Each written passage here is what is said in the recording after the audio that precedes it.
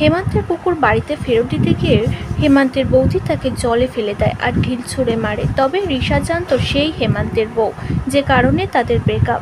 রিশা জ্বরে ঠকঠক করে কাঁপতে থাকে। তখনই হেমন্ত দরজা ঠকঠক করলে রিশা দরজা খোলে। তবে হেমন্তকে দেখে সে চমকে যায়। সে বলে, তুমি কেন এখানে এসেছো?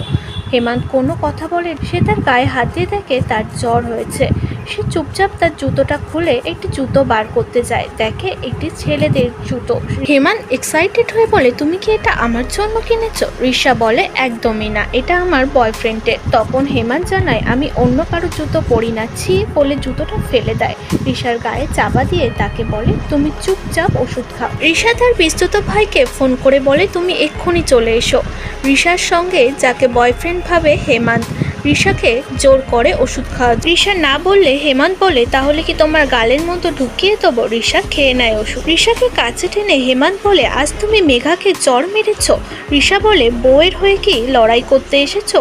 লয়ার ডাকো, যাও কোর্টে গিয়ে কথা হবে। হেমন্ত তার হাত দুটো চেপে ধরে আর বলে, তুমি তো শুধু চড় মেরেছ, আমি হলে এমন জোরে মারতাম ও কোমাতে চলে যেত। রিশাকে কাছে টেনে কিস করতে চায় হেমন্ত। তখন রিশা তার মুখ সরিয়ে বলে, বিবাহিত পুরুষ অন্য নারীর সঙ্গে অসভ্যতামি করছো, তুমি বরাবরই নোংরা। হেমন্ত বলে, আমাকে বদনাম করো না, আমি কবে বিবাহিত হলাম? রিশা মনে মনে ভাবে, হেমন্ত তাহলে বিয়েই করেনি, হয়তো করে নেবে পরে, আমি আর ভেবে কি করব। হঠাৎই কলিং বেল বাজে। রিশা বলে, আমার বয়ফ্রেন্ড এসে।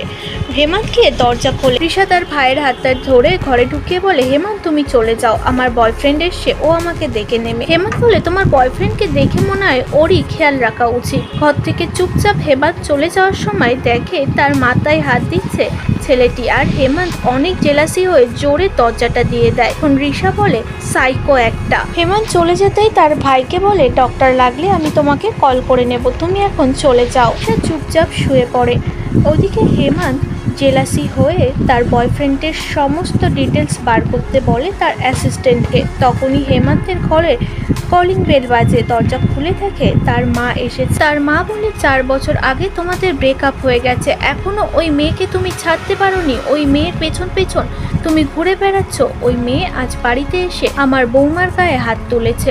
হেমন্তের ঘরে ঢুকতে গেলে হেমন্ত তাকে ঢুকতে দেয় না আর বলে, তোমার সাথে আমার কোনো সম্পর্ক নেই। হেমন্তকে বলে, আমি তোমার মা হই। হেমন্ত জানায়, পয়সার জন্য তুমি ছেলেকে বিক্রি করে দিতে পারো।